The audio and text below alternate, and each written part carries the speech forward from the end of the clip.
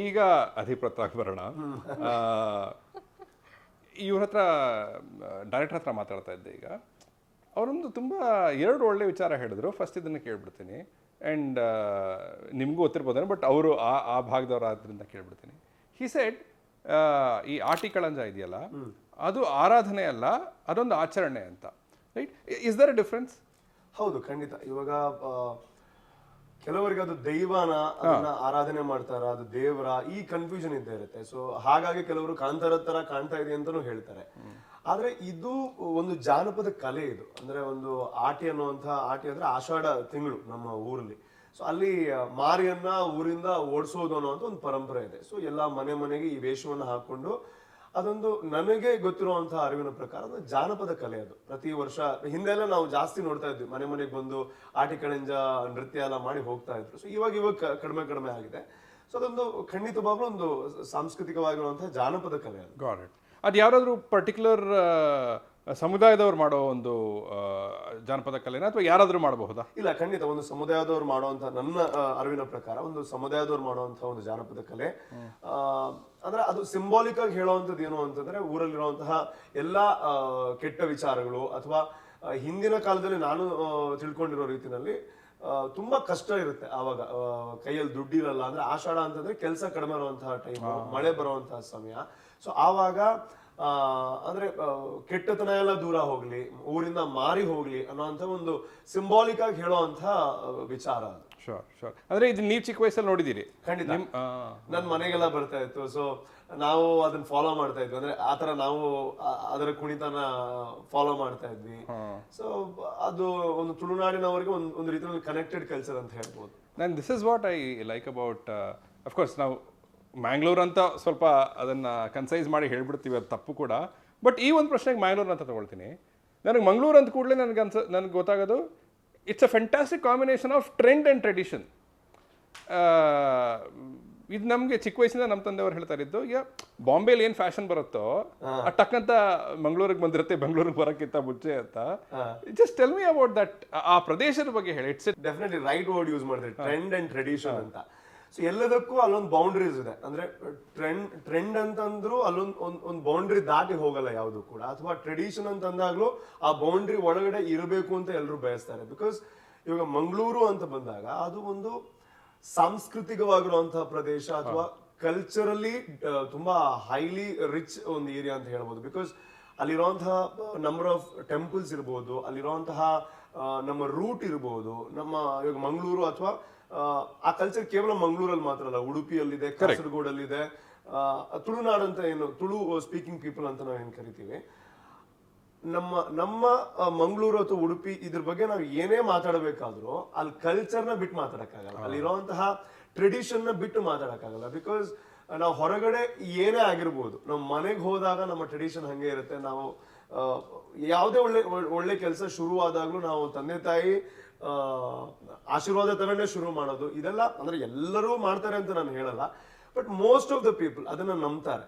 ಅದನ್ನ ಕಾಪಾಡ್ಕೊಂಡು ಬಂದಿದ್ದು ಹೇಗೆ ಅಂತ ಒಂದೇನು ಅಂತಂದ್ರೆ, ಹಿಂದಿನ ಏನು ನಮ್ಮ ಜನರೇಷನ್ ಇತ್ತು, ಸೊ ಅವರು ಅದನ್ನ ಹಂಗೆ ಇನ್ನೊಬ್ಬರಿಗೆ ಕಲ್ಸಿದ್ದಾರೆ ಹೆಂಗೆ ಅಂತ. ಇನ್ನೊಂದು ವಿಚಾರ ಏನು ಅಂತಂದ್ರೆ, maybe there was a phase ನಮ್ಮ ಊರಲ್ಲೂ ಚರ್ಚೆಗಳಿತ್ತು. ಓಕೆ, ನಮ್ಮ ಟ್ರೆಡಿಷನ್ ಹಾಳಾಗ್ತಾ ಇದೆ, ಆರ್ ಎಲ್ಸ್ ನಮ್ಮ ತನವನ್ನ ಮಾತಾಡೋದಕ್ಕೆ ಸ್ವಲ್ಪ ಕಷ್ಟ ಪಡ್ತಾ ಇದ್ದಾರೆ, ಅದೆಲ್ಲ ಇತ್ತು. ಬಟ್ ಹೀಗ್ ಮತ್ತೆ ಹೆಂಗಾಗಿದೆ ಅಂತಂದ್ರೆ, it has become a trend.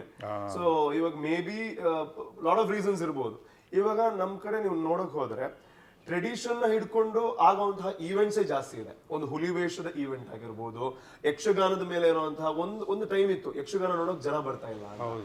ಆಮೇಲೆ ಅದು ಹೆಂಗೆ ಚೇಂಜ್ ಆಯ್ತು ಅಂತಂದ್ರೆ, ಯಕ್ಷಗಾನನೇ ಒಂದು ರೀತಿನಲ್ಲಿ ಜಾತ್ರೆ ತರ ಸೆಲೆಬ್ರೇಷನ್ ಆಯ್ತು. ಇವಾಗ ನಮ್ಮ ದಸರಾ ಟೈಮಲ್ಲಿ ಹುಲಿ ವೇಷದ ಸ್ಪರ್ಧಾ, ಹಿಂದೆ ಎಲ್ಲ ಮನೆಗೆ ಬಂದು ಹುಲಿ ಕುಣಿತಾ ಇತ್ತು.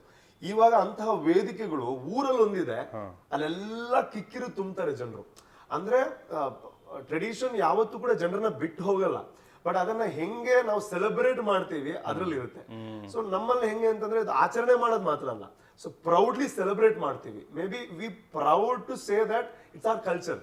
ಸೊ ನಮಗೆ ಅದ್ರಲ್ಲಿ ಏನೋ ಬೇಜಾರಿಲ್ಲ. ಅಂದ್ರೆ ಯಾರೋ ನಮ್ಮ ಹಿರಿಯರು ಮಾಡಿದಾರೆ, ಅಯ್ಯೋ ನಾವು ಫಾಲೋ ಆಗಿದೆ ಅನ್ನೋಂಥದ್ದಿಲ್ಲ. ಸೊ ನಾವು we proudly do that. So ಅದನ್ನ ನಾವು ಕಾಪಾಡ್ಕೊಂಡು ಬಂದಿದೀವಿ ಅಂತ ಹೇಳೋದಕ್ಕಿಂತಾನು we enjoy celebrating it. So ಅದ್ರ ಪಾಡಿಗೆ ಅದು ಕಾಪಾಡ್ಕೊಂಡು ಮುಂದೆ ಹೋಗ್ತಾ ಇದೆ ಅಂತ. Fantastic. You have been extremely open with your thoughts, which is ಇಲ್ಲ ಫೇಮ್ ಇಸ್ ಮುಖ್ಯ ಅಂತ. ಹಾಗಿರುವಾಗ ಈಗ ಅಧಿಪತ್ರ, ಈ ಚಿತ್ರದ ಸ್ಕೋಪ್ ಏನು, ಈ ಚಿತ್ರದ ಸ್ಕೇಲ್ ಏನು, ಈ ಚಿತ್ರದ ರೀಚ್ ಏನು ಅಂತ ನಿಮಗೆ ಗೊತ್ತಿದೆ ಅಲ್ವಾ?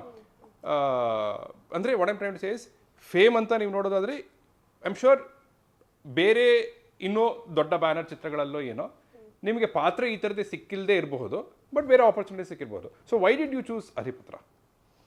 ಹೌದು ಸರ್, ಫೇಮು ಇಂಪಾರ್ಟೆಂಟ್ ಹೌದು, ಬಟ್ ಅದನ್ನ ಗಳಿಸೋದಕ್ಕೆ ನಾವು ಸ್ಟೆಪ್ ಬೈ ಸ್ಟೆಪ್ ಹೋಗ್ಬೇಕು. ನಾನು ಇನ್ನು ಈಗ ನ್ಯೂಸ್ ಆಂಕರ್ ಇಂದ ಈಗ ಬಂದಿರೋದು. ಸೊ ನಾನು ಬಂದಿದ್ದೀನಿ, ನಾನು ನ್ಯೂಸಲ್ಲಿ ಫೇಮಸ್, ನನಗೆ ಕೊಟ್ಬಿಡಿ ದೊಡ್ಡ ಸಿನಿಮಾ ಅಂತೂ ಅನ್ನಕ್ ಆಗೋದಿಲ್ಲ.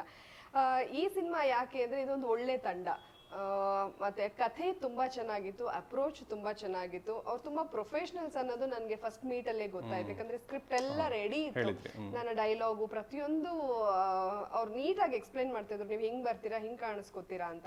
ಸಿನಿಮಾಗೆ ನಾನು ತುಂಬಾ ಹೊಸಬಳು, ಇವರಿಗೆ ಕಂಪೇರ್ ಮಾಡಿದ್ರಂತೂ ನನ್ಗೆ ಏನೇನೂ ಗೊತ್ತಿಲ್ಲ ಅಂತ ಹೇಳ್ಬೋದು. ಇವರು ತುಳುನಲ್ಲಿ ಸರ್ಕಸ್ ಇವ್ರದ್ದು ಸೂಪರ್ ಸಕ್ಸಸ್ ಆಗಿತ್ತು, ಒಂದು ದಾಖಲೆ 7-8 ಕೋಟಿ ಇವರು ಗಳಿಸಿದ್ದಾರೆ. ಸೊ ಹಾಗಾಗಿ ಅದು ಆ ತುಳು ಚಿತ್ರರಂಗಕ್ಕೆ ಇದು ದೊಡ್ಡ ಅಮೌಂಟ್. ಅದು ಬಿಟ್ರೆ ಇವ್ರದ್ದು ಗಿರ್ಗಿಟ್ ಆ ಸಿನಿಮಾ ಕೂಡ ಅವ್ರದ್ದು ಟಾಕ್ ಆಗಿತ್ತು, ಹಿಟ್ ಆಗಿತ್ತು. ಇವಾಗ ಅವರು ಡೈರೆಕ್ಟರ್ ಆಗಿದ್ದಾರೆ ಜೈ ಸಿನಿಮಾಗೆ, ಮತ್ತೆ ಬಿಗ್ ಬಾಸ್ ಅಲ್ಲಿ ವಿನ್ನರ್ ಆಗಿದ್ದಾರೆ. ಸೊ ಹಾಗಾಗಿ ಸಿನಿಮಾ ಅಂತೂ ಇವ್ರಿಗೇನು ಹೊಸದಲ್ಲ, ಇವ್ರು ಪ್ರೂವ್ ಮಾಡ್ಕೊಂಡಿದ್ರು ಒಬ್ಬ ಆರ್ಟಿಸ್ಟ್ ಆಗಿ, ಸ್ಟ್ರಗಲ್ ಮಾಡಿದ್ದಾರೆ. ಅವರ ಹಳೆ ಸಿನಿಮಾಗಳು 8 cinema back to back flop ಆದ್ರೂ ಅವರು ಇಲ್ಲ ಇನ್ನೂ ಏನೋ ಮಾಡೋಣ ಅಂತ ಹೇಳಿ ಗಿವ್ ಅಪ್ ಮಾಡದೆ ಅವರು ಆರ್ಟಿಸ್ಟ್ ಆಗಿ ಪ್ರೂವ್ ಮಾಡ್ಕೊಂಡಿದ್ದಾರೆ. ನನಗಿದು ಹೊಸಬ್ಳು. ಮತ್ತೆ ರೂಪೇಶ್ ಶೆಟ್ಟಿ ಅಂದ್ರೆ ಅವ್ರು ಬಂದಿರೋ ಇಮೇಜು ಬಿಗ್ ಬಾಸ್ ಅಲ್ಲಿ ವಿನ್ನರು, ಅವರು ಡೀಸೆಂಟು, ಡಿಗ್ನಿಫೈಡು, ಮತ್ತೆ ನೋಡಕ್ ಚೆನ್ನಾಗಿದ್ದಾರೆ ಅವರು.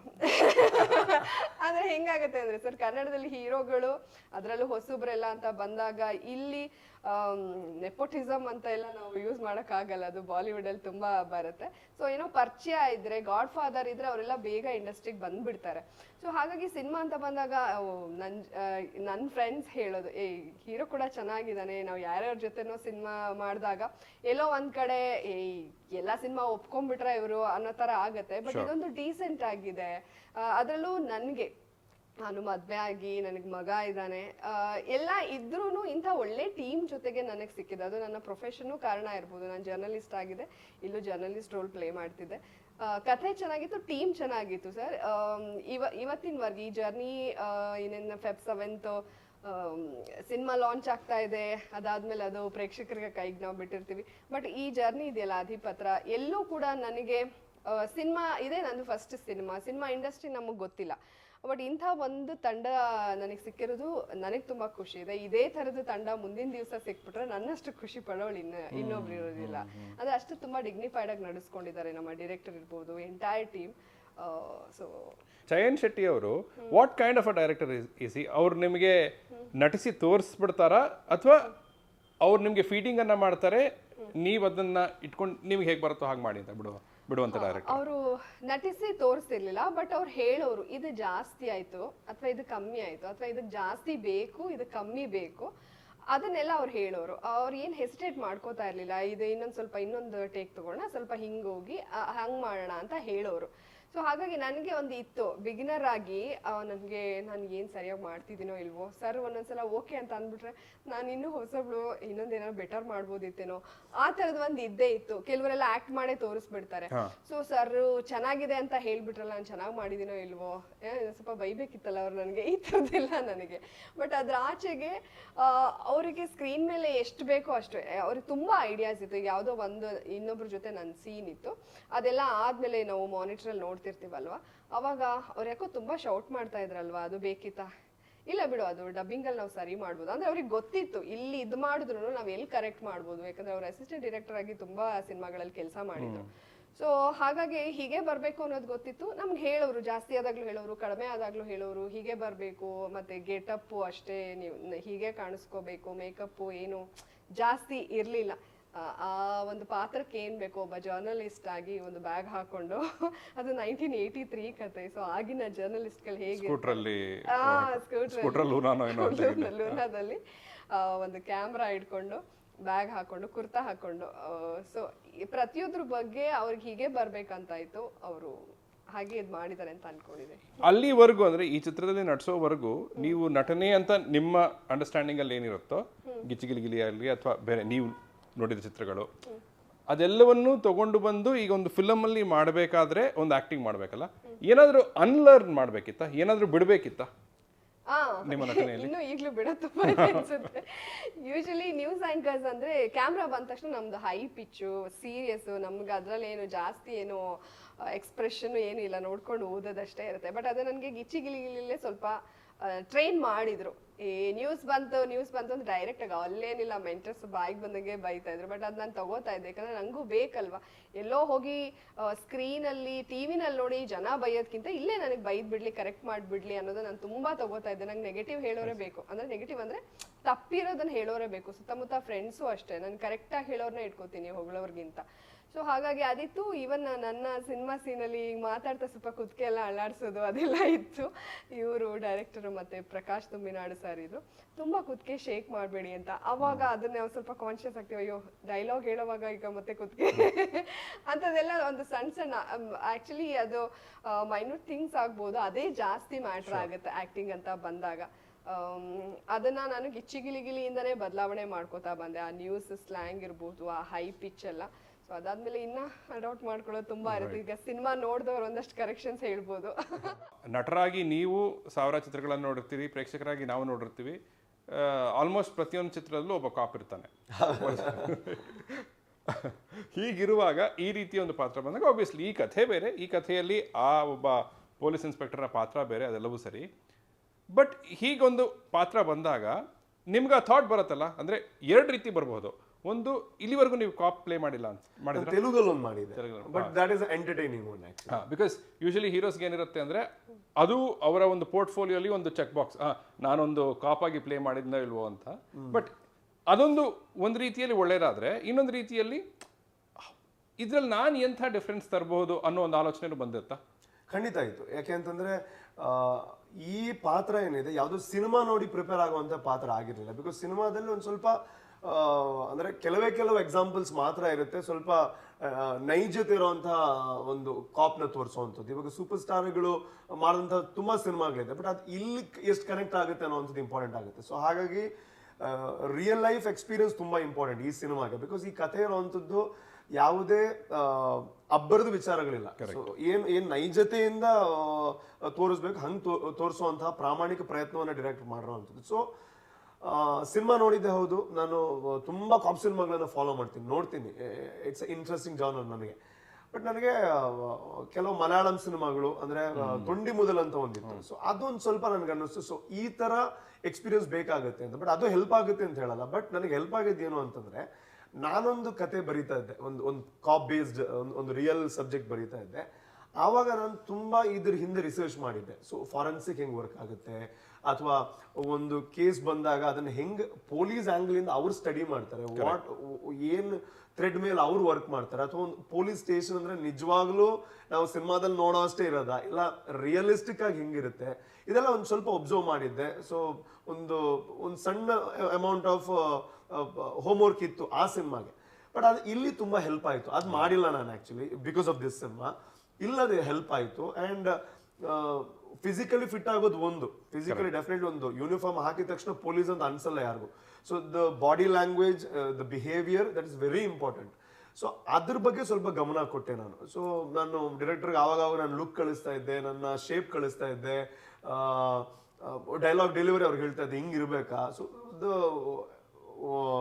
ಮೇಜರ್ ಪಾಯಿಂಟ್ ಅವರು ಹೇಳಿದ್ ನನ್ಗೇನು ಅಂತಂದ್ರೆ, ನ್ಯಾಚುರಲ್ ಆಗಿ ಸ್ಟೇಷನ್ ಪೊಲೀಸ್ ಹೆಂಗ್ ಮಾತಾಡ್ತಾರೆ ಹಂಗ್ ಮಾತಾಡಿದ್ರೆ ಸಾಕು. There should not be any ಅಂದ್ರೆ ಡೈಲಾಗ್ ಕೈಂಡ್ ಆಫ್ ಡೆಲಿವರಿ ಬೇಡ ನನಗೆ. ನಾರ್ಮಲ್ ಆಗಿ ಹೆಂಗ್ ಮಾತಾಡ್ತಾರೆ ಪೊಲೀಸರು ಹಂಗೆ ಇರ್ತಾರೆ, ನಮ್ಮಂಗೆ ಮಾತಾಡ್ತಾರೆ. So that was the observation I made before the cinema. ಈಗ ಈ ಚಿತ್ರದಲ್ಲಿ ಫಿಸಿಕಲಿ ನೀವು ನೋಡೋಕ್ಕಾದ್ರೆ, how do you compare from what you are today? ಅಲ್ಲಿ ಬಲ್ಕಿ ಆಗಿದ್ರು, ಅಲ್ಲಿ ಯು ಹ್ಯಾಡ್ ಮೋರ್ ಮಸಲ್, ಅಥವಾ were you the same on screen? No, ಅಲ್ಲಿ ಮಸಲ್ ಸ್ವಲ್ಪ ಜಾಸ್ತಿ ಇತ್ತು. ಇವಾಗ ಇದು ನನ್ನ ಜೈ ಸಿನಿಮಾಗೆ ನಾನು ರೆಡಿ ಆಗಿ ಲೀನ್ ಆಗಿದ್ದೀರಾ? ಹೌದು, ಲೀನ್ ಆಗಿದ್ದೀನಿ ನಾನು. Because there is lot of action and all. So ಸ್ವಲ್ಪ ಫ್ಲೆಕ್ಸಿಬಿಲಿಟಿ ಬೇಕು ಅಂತ. ಆ ಸಿನಿಮಾಗೆ ಹೆಂಗೆ ಅಂತಂದ್ರೆ, ಒಂದು ಕಾಪು ತುಂಬಾನು ತೆಳ್ಳಗಿದ್ರೆ it want look good because he is a superior, so he has the power. So ಆ ಪವರ್ ಕಾಣಿಸ್ಬೇಕು ಅಂತಂದ್ರೆ ಫಿಸಿಕಲಿನೂ ಕಾಣಿಸ್ಬೇಕು. So when you command something, not only the voice, not only the position, the physique matters a lot. So ಅದಕ್ಕೆ ನಾನು ಒಂದ್ಸಲ first ನನಗೆ ದೊಡ್ಡ ಚಾಲೆಂಜ್ ಇದ್ದಿದ್ದು ರಿಮೂವಿಂಗ್ ದ ಬಿಯರ್ಡ್. ಸೊ ಒಂದು 4-5 ವರ್ಷದಲ್ಲಿ ಅದು ಮಾಡಿರ್ಲಿಲ್ಲ ನಾನು. ಸೊ ಅದಾದ್ಮೇಲೆ ಐ ಥಾಟ್ ಇಲ್ಲ, ನನ್ಗೆ ಇನ್ನೂ ಒಂದ್ ಸ್ವಲ್ಪ ಶೇಪ್ ಅಪ್ ಆಗೋದಿದೆ ಆಸ್ ಅ ಲುಕ್ ವೈಸ್, ಅದು ಮಾಡಬೇಕು. ಅದಕ್ಕೆ ನಾನು ವರ್ಕೌಟ್ ಮಾಡಿದೆ, ನನ್ನ ಟ್ರೈನರ್ ಹತ್ರ ಕೇಳಿದೆ. ಸೊ ಇಲ್ಲಿ ಸ್ವಲ್ಪ ನನಗೆ ಹಿಂಗ್ ಕಾಣಿಸ್ತಾ ಇದೆ, what I have to do, what is the diet plan ನಾನು ಫಾಲೋ ಮಾಡಬೇಕು, ಅದೆಲ್ಲ ಮಾಡ್ಕೊಂಡೆ. ಅಂಡ್ ಅದು ಡೇ 1ಗೆ ಈಸಿ. ಡೇ 1ಗೆ because you will be having time, direct time ಕೊಟ್ಟರು. ಡೇ 1ಇಂದ ಡೇ 30 ಇದೆ ಅಲ್ವಾ, that is a challenging thing because shooting ಟೈಮಲ್ಲಿ ಡಯಟ್ ಫಾಲೋ ಮಾಡೋಕ್ಕಾಗಲ್ಲ ನಿಮಗೆ. ಸೊ ಅದು ಚಾಲೆಂಜಿಂಗ್ ಆಗಿತ್ತು ನನಗೆ. ಸೊ ಅವಾಗ ಟಿಪ್ಸ್ ತಗೋತಿದ್ದೆ ನನ್ನ ಟ್ರೈನರ್ ಹತ್ರ, ಏನ್ ಮಾಡೋದು, ಇಲ್ಲೊಂದು ಸ್ವಲ್ಪ ಬಲ್ಕಿ ಕಾಣ್ತಾ ಇದೆ. ಅದು ಚಾಲೆಂಜಿಂಗ್ ಆಗಿತ್ತು. ಬಟ್ ನನ್ನ ಪ್ರಕಾರ ನಾನು ಮ್ಯಾನೇಜ್ ಮಾಡಿದೀನಿ ಅಂತ, because that is very important. Physically ಒಬ್ಬ ಕಾಪ್ ತರ ಕಾಣೋದು ವೆರಿ ಇಂಪಾರ್ಟೆಂಟ್ ಆಗುತ್ತೆ. ಆ್ಯಂಡ್ ನನಗೆ ಇನ್ನೊಂದು ಅನ್ಸಿದ್ದು, ಟ್ರೈಲರಲ್ಲಿ ಒಂದು ಶಾಟ್ ಬರುತ್ತೆ ಅನ್ಸುತ್ತೆ. ಅಂದರೆ ಈ ಕಾಪ್ ಎಂಥ ಪಾತ್ರ ನಾನು ನೋಡಿದ್ದು ಟ್ರೈಲರಲ್ಲಿ ಅಂದರೆ, ಇವನು ಎಲ್ಲವನ್ನೂ ಗೆದ್ಬಿಡ್ತಾನೆ ಅಂತಲ್ಲ, ಇವನು ಹಿ ಗೋಸ್ ಡೌನ್ ಅಲ್ಲ, ಅಂದರೆ ಇವನು ತನ್ನ ಲೋಸ್ ಇರುತ್ತೆ ಅವನಿಗೆ. ಆ್ಯಂಡ್ ಅದ್ರ ಮೂಲಕ ಪ್ರಾಯಶಃ ಮುಂದಕ್ಕೆ ಏನಾಗುತ್ತೆ ಗೊತ್ತಿಲ್ಲ, ಬಟ್ ಇವನು ಕೂಡ ನಿರಾಶೆಗೆ ಒಳಗಾಗ್ತಾನೆ ಆ್ಯಂಡ್ ಆಲ್ ಆಫ್ ದ್ಯಾಟ್. ಅಂದರೆ ಇವನು ವಲ್ನರಬಲ್ 100%. ಅಂದ್ರೆ ಇಲ್ಲಿ ಇಟ್ ಇಸ್ ನಾಟ್ ದಟ್ ಸಾರಿ ಇವನು ಅಂತ ಏನಂದ್ರೆ ಪಾತ್ರನೇ ದಟ್ ಇಸ್ ಮೋರ್ ಕನ್ವಿನ್ಸಿಂಗ್. ನೀವು ಪಾತ್ರದ ಬಗ್ಗೆ ಮಾತಾಡ್ತಾ ಇದ್ದೀರಾ ಅಂದ್ರೆ ಸ್ವಲ್ಪ ಅಂದ್ರೆ ನಿಮ್ಗೆ ರೀಚ್ ಆಗಿದೆ ಅಂತ. ಅಂಡ್ ಅದೇ ಇಲ್ಲಿರುವಂತ ಪಾತ್ರ ಹೆಂಗೆ ಅಂತಂದ್ರೆ, ಯಾವಾಗ್ಲೂ ಪೊಲೀಸ್ ಅಂತ ಬಂದಾಗ he has a power, he can do anything. ಆ ಒಂದು ಸೂಪರ್ ಹೀರೋ ಇಮೇಜ್ ಇರುತ್ತೆ ಪೊಲೀಸ್ಗೆ ಯಾವತ್ತು. ಬಟ್ ಇಲ್ಲಿ ಅವನಿಗೂ ಅಪ್ಸ್ ಗಿಂತ ಡೌನ್ಸ್ ಜಾಸ್ತಿ ಇರುತ್ತೆ, ಕನ್ಫ್ಯೂಷನ್ಸ್ ಜಾಸ್ತಿ ಇರುತ್ತೆ, whether I am doing right or not, whether ಈ the route is right. And ಅವನಿಗೂ ಒಂದು ಪಾಸ್ಟ್ ಕನೆಕ್ಷನ್ ಇರುತ್ತೆ. ಅಂಡ್ ಇಮೋಷನಲಿ ಹಿ ಗೆಟ್ಸ್ ಅವನು ಬ್ರೇಕ್ ಡೌನ್ ಆಗ್ತಾನೆ. And it's all about not of a powerful cop, it's about ಅವನ emotions ಯಾವ ರೀತಿ vary ಆಗುತ್ತೆ throughout the cinema, throughout the journey. So ಅದು ಈ ಕಥೆಯನ್ನು ಡಿಸೈಡ್ ಮಾಡುತ್ತೆ. ಇಲ್ಲಿ ನಮ್ಮ ಜೊತೆ ಡೈರೆಕ್ಟರ್ ಇಲ್ಲ, ಹಾಗಾಗಿ ಇದನ್ನು ಕೇಳ್ತಾ ಇದ್ದೀನಿ. ಅವ್ರ ಜೊತೆ ಮಾತಾಡುವಾಗ ನಾನು ಟ್ರೈಲರಿಂದ ನನಗೇನು ಅರ್ಥ ಆಯಿತು ಅಂತ ಹೇಳ್ತಾ ಇದ್ದೆ. ನಾನು ಕೊಲೆ ಅನ್ನೋ ಒಂದು ಪದವನ್ನು ಬಳಸ್ತಾ ಇದ್ದೆ. ಅವರು ಕೇಳ್ಬಿಟ್ಟು ಸರ್ ಅದು ಸಾವು ಅಂತ ಹೇಳಿದ್ರು. ಏನು ವ್ಯತ್ಯಾಸ ಅಂದರೆ ಅಂತ ಹೇಳಿದ ಕೂಡಲೇ ನನಗೆ ಹೊಳಿತು, ಅಯ್ಯೋ ಹೌದಲ್ಲ ಅಂತ. ಪ್ಲಸ್ ದೈವದ ಒಂದು ವಿಚಾರವನ್ನು ಕೂಡ ತಂದರು. ಅಫ್ಕೋರ್ಸ್ ನಮ್ಮ ಜೊತೆಯಲ್ಲಿ ಇಲ್ಲ, ಹಾಗಾಗಿ ನಿಮ್ಮನ್ನೇ ನಾನು ಪ್ರಶ್ನೆ ಕೇಳಬೇಕು. 2.5 hours ರನ್ ಟೈಮ್ ಅಂತ ಹೇಳಿದ್ರು.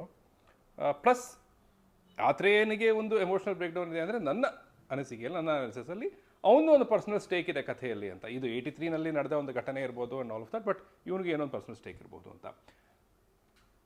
ಪ್ರೇಕ್ಷಕರಾಗಿ ನಮಗೆ ಹೇಳಿ, 2.5 ಗಂಟೆ ನೀವು ಹೇಗೆ ಕೂರಿಸುವಂಥದ್ದು ಏನೇನಿದೆ ಚಿತ್ರಗಳಲ್ಲಿ ಅಂತ, ಈ ಚಿತ್ರದಲ್ಲಿ ಅಂತ?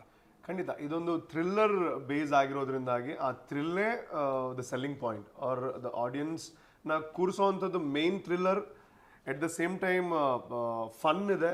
ಸೊ ಒಂದು ಕಥೆನ 2.5 ಗಂಟೆ ಖಂಡಿತವಾಗ್ಲೂ ತುಂಬ ಸೀರಿಯಸ್ ಆಗಿ ಹೇಳೋಕ್ಕಾಗಲ್ಲ. ಸೊ ಒಂದು ಊರಲ್ಲಿ ಕೆಲವಾರು ಕ್ಯಾರೆಕ್ಟರ್ಗಳು ಫನ್ನನ್ನು ಇನ್ವಾಲ್ವ್ ಮಾಡಿಕೊಂಡು, ಕಲ್ಚರ್ನ ಇನ್ವಾಲ್ವ್ ಮಾಡಿಕೊಂಡು, ಒಂದು ಕಲ್ಚರಲ್ ಬ್ಯೂಟಿ ಇದೆ ಸಿನಿಮಾದಲ್ಲಿ. ಎಟ್ the same time geographical beauty ಇದೆ.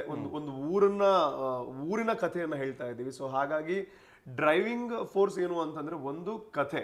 ಬಿಕಾಸ್ ನಾನು ಒಬ್ಸರ್ವ್ ಮಾಡಿರೋಂಥ ರೀತಿಯಲ್ಲಿ ನಾನು ಸಿನಿಮಾ ನೋಡಿದಾಗ ಅದು ಎಷ್ಟೇ ಎಂಟರ್ಟೈನಿಂಗ್ ಆಗಿದ್ರು ಕೂಡ ಒಂದು ಕಥೆ ಇಲ್ಲದೆ ಇದ್ರೆ ಒಂದು ಟೈಮ್ ನಂತರ ನಮಗೆ ಅದು ಇಂಟ್ರೆಸ್ಟಿಂಗ್ ಅಂತ ಅನ್ಸಲ್ಲ. ಸುಮ್ಮನೆ ನಾವು ನಗ್ತಾ ಇದೀವ, ಸುಮ್ಮನೆ ನಾವು ನೋಡ್ತಾ ಇದೀವ ಅಂತ ಅನ್ಸುತ್ತೆ. ಬಟ್ ಇಲ್ಲಿ ಕತೆ ಟ್ರಾವೆಲ್ ಆಗುತ್ತೆ. ಸೊ ಕತೆ ನಿಮ್ಮ ತಲೆಯಲ್ಲಿ ಕೆಲವು ಪ್ರಶ್ನೆಗಳನ್ನು ಹುಟ್ಟು ಹಾಕುತ್ತೆ ಅನ್ನೋಂತಹ ಒಂದು ನಂಬಿಕೆ ಇದೆ. ಸೊ ಅದು ವರ್ಕ್ ಆದ್ರೆ ಡೆಫಿನೆಟ್ಲಿ ಜನರಿಗೆ ಬೇರೆಲ್ಲ ಒಂದು ಸೈಡ್ ಡಿಶ್ ತರ ಇರುತ್ತೆ. ಅಲ್ಲಿ ಫನ್ ಇರೋವಂಥದ್ದು ಇರ್ಬೋದು, ಇಮೋಷನ್ಸ್ ಇರ್ಬೋದು, ಇಲ್ಲ change over of is emotions ಇರ್ಬೋದು. ಬಟ್ ಆ ಕತೆ ಟ್ರಾವೆಲ್ ಆಗೋ ರೀತಿ ಮೇ ಬಿ ಅವ್ರ ಒಳಗಡೆ ಕೆಲವು ಪ್ರಶ್ನೆಗಳನ್ನು ಹುಟ್ಟು ಹಾಕಬಹುದು. ಸೊ ಅದು ಅವ್ರನ್ನ 2.5 ಗಂಟೆ ಅವ್ರನ್ನೂ ಒಂದು ರೀತಿಯಲ್ಲಿ ಕೇವಲ ಸಿನಿಮಾ ನೋಡೋದು ಮಾತ್ರ ಅಲ್ಲ, ಅದ್ರ ಬಗ್ಗೆ ಚರ್ಚೆಗಳು ಒಂದು ಸ್ವಲ್ಪ ತಲೆ ಒಳಗಡೆ ಹುಟ್ಕೊಂಡಾಗ ಅದು ಇನ್ನೂ ಡ್ರೈವಿಂಗ್ ಫೋರ್ಸ್ ಆಗ್ಬೋದು ಅನ್ನೋಂಥದ್ದು ನಮ್ಮ ನಂಬಿಕೆ. ಯಾವ ರೀತಿಯ ಚರ್ಚೆ? ಕಥೆ ಹೇಗೆ ಹೋಗುತ್ತೆ ಅನ್ನೋ ಚರ್ಚೆಯಾ, ಅಥವಾ ಚರ್ಚೆ ಅಬೌಟ್ ಬಿಗರ್ ಥಿಂಗ್ಸ್ ಆಲ್ಸೋನಾ? ಅಂದ್ರೆ ಸಮಾಜದ ಬಗ್ಗೆ ಅಥವಾ ಸಮುದಾಯದ ಬಗ್ಗೆ ಕೆಲವು ಪ್ರಶ್ನೆಗಳನ್ನು ಹುಟ್ಟಿಸುವಂತ? ಇಲ್ಲ, ಖಂಡಿತ ಆ ತರ ವಿಚಾರಗಳ ಚರ್ಚೆಗಳಾಗುತ್ತೆ ಅನ್ನುವಂಥದ್ದಲ್ಲ.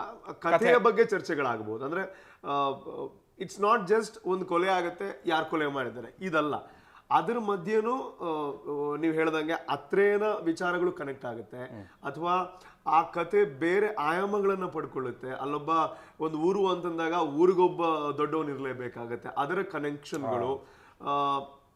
ಕೊಲೆ ಆಗಿದೆ ಅನ್ನೋಂಥ ವಿಚಾರ ಬಿಟ್ಟು ಇನ್ನೂ ಬೇರೆಷ್ಟು ವಿಚಾರಗಳಿದೆ. ಸೊ ಹಾಗಾಗಿ ಒಂದೇ ವಿಚಾರ ಆದರೆ ಖಂಡಿತ 2.5 ಗಂಟೆ ಹೇಳೋದು ಕಷ್ಟ ಆಗ್ಬೋದು. ಕೆಲವಾರು ವಿಚಾರಗಳು ಕನೆಕ್ಟೆಡ್ ಇರೋದ್ರಿಂದಾಗಿ ಖಂಡಿತ 2.5 ಗಂಟೆ ನೋಡೋ ಅಂತಹ ಸಿನಿಮಾ ಅಂತ ಹೇಳೋದು. ಅವ್ರು ಇದನ್ನು ಹೇಳ್ತಾ ಇದ್ರು, ಅಧಿಪತ್ರ ಅಲ್ಲಿ ಧಿಯಲ್ಲಿ ಯಾಕೆ ಗನ್ ಇಟ್ಟಿದ್ದೀವಿ ಅಥವಾ ಗನ್ ಯಾಕಿದೆ ಅಲ್ಲಿ, ಅದು ಕೂಡ ಮುಖ್ಯವಾಗುತ್ತೆ ಅಂತ. And I think that is the beauty of suspense thriller also. ಯಾವ ರೀತಿಯ ಎಲಿಮೆಂಟ್ಸ್ನ ನೀವು ಇಂಟ್ರಡ್ಯೂಸ್ ಮಾಡ್ತೀರಿ, ಯಾವ ರೀತಿಯ ಪ್ರಶ್ನೆಗಳನ್ನು ಆಡಿಯನ್ಸ್ ಮನಸ್ಸಿನಲ್ಲಿ ಹುಟ್ಟಾಕ್ತೀರಿ, ಆ್ಯಂಡ್ ಅದನ್ನು ಕೊನೆಗೆ ಹೇಗೆ ಆನ್ಸರ್ ಮಾಡ್ತಾ ಹೋಗ್ತೀರಿ ಅಂತ. ಇದೊಂದು ಕೇಳೋದಿತ್ತು. And then will wrap it up. ಏನು ಅಂದರೆ ಈ ಇನ್ಸ್ಟಾಗ್ರಾಮ್ ಅನ್ನೋದಾಗಲಿ ಅಥವಾ ಅಲ್ಲಿ ನಾವು ನಮ್ಮ ಪ್ರೊಫೈಲನ್ನು ಹೇಗೆ ಮೈಂಟೈನ್ ಮಾಡ್ತೀವಿ, ಅಲ್ಲಿ ನಮಗೆ ಇನ್ಫ್ಲೂಯೆನ್ಸಿಂಗಿಗೆ ಯಾವ ಕ್ಲೈಂಟ್ಸ್ ಎಲ್ಲ ಬರ್ತಾರೆ, ಈಗ ಕೊಲ್ಯಾಬ್ ಅಂತೆಲ್ಲ ಇದೆಯಲ್ಲ, all of this you have understood now, is it? ಹೌದು. ಬಟ್ ಇದಕ್ಕೂ ಒಂದು ಟೀಮ್ ಅಂತ ಇರಬೇಕಾ ನಮಗೆ? ಟೀಮ್, ಕೆಲವ್ರಿಗೆ ಟೀಮ್ ಇರುತ್ತೆ. ಇನ್ನು ಎಲ್ಲ ನನಗೆ ಪರ್ಸ್ನಲಿನೇ ಕಾಲ್ ಮಾಡಿದಾಗ ನಾನು ಅದನ್ನ, ಅಂದರೆ ನನಗೆ ಆಲ್ರೆಡಿ ಒಂದು ಈಗ ಯೂಟ್ಯೂಬಿಗೆ ಟೀಮ್ ಇದೆ, ಅವರೇ ಇದ್ರ ಮೇಲೂ ವರ್ಕ್ ಮಾಡ್ತಾರೆ. ಕ್ಯಾಮ್ರಾ ವರ್ಕ್ ಬೇಕು ಅಂದರೆ ಕ್ಯಾಮ್ರಾ ತೊಗೊಂಡು ಹೋಗೋದು, ಎಡಿಟ್ ಮಾಡಿಸೋದು, ಆ ಥರ. ಕೆಲವರೆಲ್ಲ ಬೇರೆಯವ್ರಿಗೆ ಹ್ಯಾಂಡ್ಲ್ ಮಾಡೋಕ್ಕೂ ಕೊಡ್ತಾರೆ.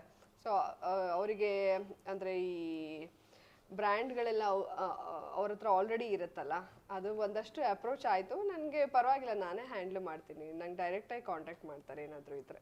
ಓಕೆ. ಸೊ ನೀವು ಬ್ರ್ಯಾಂಡ್ಸನ್ನು ಪ್ರಮೋಟ್ ಮಾಡೋದು ಉಂಟು? ಅದು ಮಾಡ್ತೀನಿ ಇನ್ಸ್ಟಾಗ್ರಾಮಿಂದ. ಅದು ಆ್ಯಕ್ಚುಲಿ ನಾವು ಆ್ಯಕ್ಟಿವ್ ಆಗಿದ್ದಷ್ಟು ಒಂದು ಸ್ವಲ್ಪ ಫಾಲೋವರ್ಸ್ ಅದ್ರ ಮೇಲೇನೂ ಬ್ರ್ಯಾಂಡ್ಸ್ ಬರುತ್ತೆ. ನಮ್ಮ ಫಾಲೋವರ್ಸ್ ಮೇಲೇನೂ ಅದು ಅವ್ರು ಕೊಡೋವಂಥ ಒಂದು ಪೇಮೆಂಟ್ ಡಿಪೆಂಡ್ ಆಗಿರುತ್ತೆ.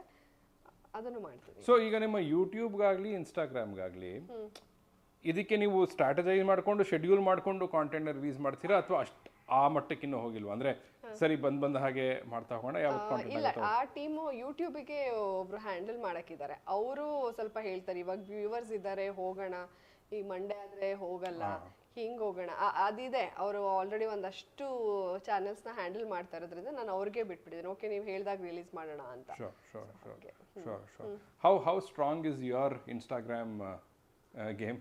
ಅಂದರೆ ಅದೇ, ನಾನು ಎಂಗೇಜ್ ಇಡೋದಕ್ಕೋಸ್ಕರನೇ ಎಫರ್ಟ್ ಹಾಕ್ತೀನಿ ಕೆಲವೊಂದ್ಸಲ. ಬಿಕಾಸ್ ಸಿನಿಮಾ ಮಾಡೋದೇ ಒಂದು ಕೆಲಸ ಅಲ್ಲ, ಸಿನಿಮಾ ಮಾಡೋದಕ್ಕಿಂತ ಸಿನಿಮಾ ಸೆಲ್ ಮಾಡೋದು ತುಂಬ ದೊಡ್ಡ ಸಾಹಸ. ಸೊ ಹಾಗಾಗಿ ದಟ್ ಇಸ್ ಬೇಸಿಕ್. ಇವಾಗ ಇನ್ಸ್ಟಾಗ್ರಾಮ್ ಇರ್ಬೋದು, ಫೇಸ್ಬುಕ್ಗಿಂತ ಇನ್ಸ್ಟಾಗ್ರಾಮ್ ತುಂಬ ಸ್ಟ್ರಾಂಗ್ ಇದೆ ಇತ್ತೀಚಿನ ದಿನಗಳಲ್ಲಿ. ಸೊ ಕೆಲವೊಂದ್ಸಲ ಏನಾಗುತ್ತೆ ಅಂತಂದರೆ ನಾವು ಏನು ಮಾಡ್ತಾ ಇದ್ದೀವಿ ಅದನ್ನೇ ಶೋಕೇಸ್ ಮಾಡಿದಾಗ ಅದೊಂದು ಕಂಟೆಂಟ್ ಆಗುತ್ತೆ. ಕೆಲವೊಂದ್ಸಲ ಎಂಗೇಜ್ ಮಾಡಬೇಕಲ್ಲ ಅಂತ ಏನೋ ಕಂಟೆಂಟ್ ಮಾಡೋ ಅಂಥದ್ದು ಇರುತ್ತೆ. ಅದು ತಪ್ಪಲ್ಲ ಅಂತ ನಾನು ಅನ್ಕೋತೀನಿ. ಬಿಕಾಸ್ ನಮ್ಮ ಫಾಲೋವರ್ಸ್ ಅಂತ ಯಾರು ಇರ್ತಾರೆ ನಮ್ಮ ಇನ್ಸ್ಟಾಗ್ರಾಮಲ್ಲಿ, ದೇ ಆಲ್ಸೋ ನೀಡ್ ಸಮಥಿಂಗ್. ಸುಮ್ಮನೆ ಫಾಲೋ ಮಾಡಿಕೊಂಡು ಒಂದು ಅಕೌಂಟ್ ಆ್ಯಡ್ ಆಗೋದಕ್ಕೆ ಅವ್ರಿಗೂ ಇಷ್ಟ ಇರಲ್ಲ. ಸೊ ನಾವು ಇದೀವಿ, ನಾವೇನೋ ಮಾಡ್ತಾ ಇದ್ದೀವಿ, ಅದೊಂದು ಒಳ್ಳೆ ಮೀಡಿಯಾ ಅಲ್ಲ. ಇವಾಗ ನಾವು ನಿಮ್ಮ ಹತ್ರ ಮಾತಾಡ್ತಾ ಇದ್ದೀವಿ ಅಂತಂದ್ರೂ ಅದರ ಎಂಡ್ ಗೋಲ್ ಏನು ಅಂತಂದ್ರೆ ನಮ್ಮ ಸಿನಿಮಾ ಬಗ್ಗೆ ಜನರಿಗೆ ರೀಚ್ ಆಗಲಿ ಅಂತ. ಸೊ ಇನ್ಸ್ಟಾಗ್ರಾಮ್ ಒಂದು ತುಂಬಾ ಒಳ್ಳೆ ವೇದಿಕೆ, ಅದನ್ನ ಕರೆಕ್ಟ್ ಆಗಿ ಯೂಸ್ ಮಾಡ್ಕೊಂಡ್ರೆ. ನಮ್ಮ ಏನು ಆಕ್ಟಿವಿಟೀಸ್ ಇದೆ ಅಥವಾ ಸಿನಿಮಾ ಆಕ್ಟಿವಿಟೀಸ್ ಇದೆ, ಸೊ ಅದಕ್ಕೋಸ್ಕರ ಎಂಗೇಜ್ ಆಗಿ ಇಡಬೇಕಾದಂತಹ ನೆಸೆಸಿಟಿ ಇದೆ. ಸೊ ಅದಕ್ಕೆ ಅಂತಾನೆ ಪ್ಲಾನ್ ಮಾಡ್ತಾ ಇರ್ತೀವಿ ಕೆಲವೊಂದ್ಸಲ. ನಿಜ. ಬಿಕಾಸ್ ನನಗಂತೂ ಅದ್ರಲ್ಲಿ ಏನು ತಪ್ಪು ಕಾಣಲ್ಲ. ಬಿಕಾಸ್ ಈಗ at the end of the day ಎಲ್ಲವೂ ಒಂದು ಕಾಮರ್ಸೇ, ಎಲ್ಲವೂ ಒಂದು ಬಿಸ್ನೆಸ್. ಹೌದು. ಸೊ ಹಾಗಾಗಿ ಅದಕ್ಕೆ ಯಾವುದೆಲ್ಲ ಪೂರಕವಾಗಿರುತ್ತೋ ಅದನ್ನ ನಾವು ಮಾಡಲೇಬೇಕಾಗತ್ತೆ ಅಂತ. And at the end of the day ಇದು ನಮ್ಮ ಕೆರಿಯರ್ಸ್ ಕೂಡ. ನಮ್ಮ ಕೆರಿಯರ್ ಏನನ್ನ ಬೇಡತ್ತೆ ಅದನ್ನೆಲ್ಲವನ್ನು ಮಾಡಲೇಬೇಕಾಗತ್ತೆ. ಕೂಲ್. ಕೊನೆಯದಾಗಿ, when is Jai coming out? We are planning June or July. So ಆ ಪ್ಲಾನಲ್ಲಿ ಇದ್ದೀವಿ. So we want to go little bigger. So maybe ಸ್ವಲ್ಪ ಟೈಮ್ ಆಚೆ ಈಚೆನೂ ಆಗ್ಬೋದು, but we are targeting June or July. Bigger ಅಂದ್ರೆ in terms of release exactly. ನಾವು ಹಿಂದೆ ಅಂತಂದ್ರೆ ಒಂದು ತುಳು ಸಿನಿಮಾ ಅಂತಂದ್ರೆ ನಮ್ಮ ಕೋಸ್ಟಲ್ ಮುಗಿಸ್ಕೊಂಡು ಆಮೇಲೆ ಬೇರೆ ಬೆಂಗಳೂರು ಮಾಡ್ತಾ ಇದ್ವಿ, ಮುಂಬೈ ಮಾಡ್ತಾ ಇದ್ವಿ. ಈ ಸಲ ಒಂದು ಸ್ವಲ್ಪ ಇನ್ನೂ ಬೇಗ, ಬಿಕಾಸ್ ದ ರೆವೆನ್ಯೂ ಶೇರಿಂಗ್ ಇದೆ ಅಲ್ವಾ, that matters a lot. Because ಒಂದು ಕನ್ನಡ ಸಿನಿಮಾಗೆ ಸಿಗೋ ರೆವೆನ್ಯೂ ಶೇರಿಂಗ್ ತುಳುಗೆ ಸಿಗಲ್ಲ. ಬಿಕಾಸ್ ಅನ್ಫಾರ್ಚುನೇಟ್ಲಿ ತುಳು ಲ್ಯಾಂಗ್ವೇಜ್ ಹೆಂಗಾಗಿದೆ ಅಂತಂದ್ರೆ ಮಲ್ಟಿಪ್ಲೆಕ್ಸ್ ಅಲ್ಲಿ ಅದರ್ ಲ್ಯಾಂಗ್ವೇಜ್ ಜೊತೆ ಆ ಕೆಟಗರಿನಲ್ಲಿ ಇರೋದ್ರಿಂದಾಗಿ the sharing basis is first week we get the producer ಅಂತ ಬಂದಾಗ 50%, second week he gets 40%, and third week ಇಂದ ಸ್ಟ್ರೇಟ್ ಅವೇ 30% ಅಷ್ಟೇ. Third week once year collect ಆದ್ರೂ we get only 30 lakhs. So but ಕನ್ನಡಕ್ಕೆ ಹಂಗಿಲ್ಲ, ಕನ್ನಡಕ್ಕೆ 50% ಇದೆ second week, that is 47.5, then 45, then 42.5 ಹಿಂಗೆ ಹೋಗುತ್ತೆ. ಸೊ ಹಾಗಾಗಿ ಎಷ್ಟು ಬೇಗ ತುಳು ಸಿನಿಮಾ ನೋಡ್ತಾರೆ ಅಷ್ಟು ಪ್ರೊಡ್ಯೂಸರ್ಸ್ ಹೆಲ್ಪ್ ಆಗುತ್ತೆ. 3ನೇ ವಾರಕ್ಕೆ 30ಗೆ ಬಂದ್ಬಿಡುತ್ತೆ. ಅದಾದ್ಮೇಲೆ ಏನ್ ಬಿಸ್ನೆಸ್ ಆದ್ರೂ 30ಗೆ ಬಂದ್ಬಿಡುತ್ತೆ. ಗಾಡ್ ನಿಮ್ಮದು ಈ ಒಂದು ಪಯಣದಲ್ಲಿ, ಬಿಕಾಸ್ ನನಗೆ ತುಂಬ ಖುಷಿಯಾಗಿದೆ ಏನು ಅಂದರೆ ಈ ಒಂದು ಕಾನ್ವರ್ಸೇಷನಲ್ಲಿ ನಾವು 3 ಜನ ಒಪ್ಪೋದು ಒಂದು ವಿಚಾರ ಏನಂದರೆ ನಾವು ನಾನಾ ಬಗೆಯ ಕೆಲಸಗಳನ್ನು ಮಾಡ್ತಾ ಹೋಗಬೇಕು. ಅಫ್ಕೋರ್ಸ್ ಒಂದು ಎಂಡ್ ಗೋಲ್ ಇರಬೇಕು, ಅದಕ್ಕೆ ಪೂರಕವಾಗಿ ಎಲ್ಲವನ್ನು ಮಾಡ್ತಾ ಹೋಗಬೇಕು ಅಂತ. So what is coming up from your side next?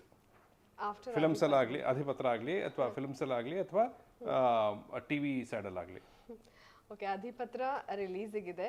ಅದರ ಮಧ್ಯದಲ್ಲಿ ಒಂದಷ್ಟು ಸಿನಿಮಾ ಅದು ಬಂತು, ಪಾತ್ರಗಳು. ನನಗೆ ಟೀಮ್ ಆಗಲಿ ಯಾವುದು ಅಷ್ಟು ನನಗೆ ಮಾಡಬೇಕು ಅಂತ ಅನಿಸ್ಲಿಲ್ಲ, ಹಾಗಾಗಿ ಒಪ್ಕೊಳ್ಳಿಲ್ಲ. ಇದ್ದೇ ಇದೆ ನನ್ನ ಆ್ಯಂಕರಿಂಗು, ನನ್ನ ಯೂಟ್ಯೂಬ್ ಆ್ಯಂಕರಿಂಗ್ ಇದೆ. ಕಲರ್ಸಲ್ಲಿ ಸವಿರುಚಿ ಸೀಸನ್ 4 ಬರುತ್ತೆ. ಸೊ ಅದಿದೆ. ಅದ್ರ ಆಚೆಗೆ ಅದು ಇದು ಸೀರಿಯಲ್ದು ಮಾತುಕತೆ ನಡೀತಾ ಇದೆ. ಅದನ್ನ ಒಪ್ಕೊಂಡ್ರೆ ಅದು ಇರುತ್ತೆ. ಸೊ ಒಟ್ಟಲ್ಲಿ ಆಕ್ಟಿವ್ ಆಗಂತೂ ಇರಕ್ ಇಷ್ಟಪಡ್ತೀನಿ. ಬಟ್ ಸೀರಿಯಲ್ಸ್ ಒಪ್ಕೊಂಡ್ರೆ it's a long term commitment ಅಲ್ವಾ? ಇರುತ್ತೆ, ಬಟ್ ನಾವು ಡೇಟ್ಸ್ ನ ಮ್ಯಾನೇಜ್ ಮಾಡ್ಕೋಬಹುದು. ಸೊ ಹಾಗಾಗಿ ನೋಡೋಣ. ಅಂತ ನೀವು ಒಪ್ಪಲ್ಲ, ಒಂದನ್ನ ಮಾಡಕ್ ಒಪ್ಪಲ್ಲ. ಸೊ ಒಂದ್ರಲ್ಲೇ ಅಂತೂ ಇರಲ್ಲ, ಇದನ್ನು ಬಿಡಲ್ಲ ಅದನ್ನು ಬಿಡಲ್ಲ. ಹಾಗಾಗಿ ಡೇಟ್ಸ್ ಮ್ಯಾನೇಜ್ ಮಾಡ್ಕೊಂಡು ಮಾಡ್ತೀನಿ. ಹಾಗೆ ಮುಂದುವರಿಲಿ. ಇದೇ ಶುಕ್ರವಾರ ಅಧಿಪತ್ರ ರಿಲೀಸ್ ಆಗ್ತಾ ಇದೆ. ಅದಕ್ಕೆ ಆಲ್ ದ ಬೆಸ್ಟ್. ಇಷ್ಟೊತ್ತು ನಮಗೆ ನನ್ನ ಜೊತೆ ಮಾತಾಡಿದ್ದಕ್ಕೆ, ತುಳು ಸಿನಿಮಾ ಬಗ್ಗೆ ಅಷ್ಟೊಂದೆಲ್ಲ ಇನ್ಫಾರ್ಮೇಷನ್ ಕೊಡೋದಕ್ಕೆ thank you very much. Thank you sir. ನನಗೆ ಈ ಇಂಟರ್ವ್ಯೂ ಸೋ ಸ್ಪೆಷಲ್ ಬಿಕಾಸ್ ನಾನು ನಿಮ್ಮನ್ನು ತುಂಬ ಫಾಲೋ ಮಾಡ್ತೀನಿ. ಬಿಕಾಸ್ ನಾಟ್ ಓನ್ಲಿ ಸಿನಿಮಾದ ಜೊತೆ ಇನ್ನೂ ನಮಗೆ ಗೊತ್ತಿಲ್ಲದೆ ಏನೋ ಒಳಗೆ ನಮ್ಮಲ್ಲಿ ಇದೆಯಾನೋ ಅಂತ ಟೆಸ್ಟ್ ಆಗುತ್ತೆ. ಬಿಕಾಸ್ ನಾನು ಅದಕ್ಕೆ ಇಲ್ಲಿ ನಿಮ್ಮ ಇಂಟರ್ವ್ಯೂಗೆ ಬರಬೇಕಾದ್ರೆ was not at all prepared, ಬೇಕು ಅಂತಲೇ consciously. Because even I should know ನನಗೆ ಏನು ಗೊತ್ತಿದೆ ಅಂತ, ಸ್ವಲ್ಪನಾದ್ರೂ ಗೊತ್ತಿದೆ ಅಂತ ಅರ್ಥ ಆಯ್ತು ನನಗೆ. ಇಲ್ಲ, ಆ್ಯಂಡ್ ನೀವು ಹೇಳಿದ್ರೆ ನಾನು ಯಾಕೆ ಒಪ್ತೀನಿ ಅಂದರೆ ಅಷ್ಟು ಆನೆಸ್ಟ್ ಆಗಿತ್ತು ನಿಮ್ಮಿಬ್ಬರ ಉತ್ತರಗಳನ್ನು. ಹಾಗಾಗಿ thank you for that honesty. Thank you so much. Thank you sir. ತುಂಬಾ ಸೆನ್ಸಿಬಲ್ ಆಗಿರುತ್ತೆ ಮತ್ತೆ ಇನ್ಫಾರ್ಮೇಟಿವ್ ಆಗಿರುತ್ತೆ. ಈಗ ನೀವು ಇವ್ರ ಹತ್ರ ವಿಚಾರಗಳನ್ನ ತೆಗೆದಿದ್ದು ಎಷ್ಟೋ ವಿಚಾರ ಈಗ ನನಗೆ ಹೆಂಗೆ ಓ ಹೌದಲ್ವಾ ಇದು ಹೊಸದು ನಾನು ಕೇಳಿದ್ದು ಅಂತ. ಈಗ ಕಾಪಿ ಕಾರ್ಡ್ ಅವ್ರ ಹೆಸರುಗಳನ್ನೆಲ್ಲ ನಾನು ಕೇಳಿದ್ದೀನಿ, ಬಟ್ ಎಷ್ಟೋ ಜನ ಕೇಳಿರಲ್ಲ. ಸೊ ನೀವು ಆ ಆ್ಯಂಗಲ್ ಅಲ್ಲಿ ಕೇಳ್ತೀರಾ, ವ್ಯೂವರ್ಸ್ ಆ್ಯಂಗಲ್ ಅಲ್ಲಿ. ಸೊ ಅದು ತುಂಬಾ ಜನಕ್ಕೆ ರೀಚ್ ಆಗುತ್ತೆ. ಗೊತ್ತಿಲ್ದಿರೋ ವಿಚಾರಗಳನ್ನ ನೀವು ತಗ್ಸಿದ್ದಿರ್ಬೋದು. ನಮ್ಮ ಇಬ್ರ ಬಗ್ಗೆ ಆಕ್ಚುಲಿ ತುಂಬಾ ಸೀನಿಯರ್ ನೀವು ಅಂದ್ರೂ ನಮ್ಮ ವಿಚಾರಗಳನ್ನ ನೀವು ಹೆಕ್ಕಿ ತೆಗೆದು ಅವ್ರೇನ್ ಮಾಡ್ತಾ ಇದ್ರು ನಾವೇನ್ ಮಾಡ್ತಾ ಇದ್ವಿ ಅಂತ, ಅಂದ್ರೆ ಆ ಪ್ರಿಪ್ರೇಷನ್ ಇದೆಯಲ್ಲ ಸರ್, ಒಬ್ಬ ಇಂಟರ್ವ್ಯೂವರ್ಗೆ ಏನ್ ಬೇಕು ಅನ್ನೋದನ್ನ ನೀವು ಮತ್ತೆ ನಿಮ್ಮಿಂದನೂ ನಾವು ತುಂಬಾ ಕಲಿಯೋದಿದೆ. ಸೊ ಹಾಗಾಗಿ ತುಂಬಾ ಚೆನ್ನಾಗಿತ್ತು ಇಂಟರ್ವ್ಯೂ. Thank you sir.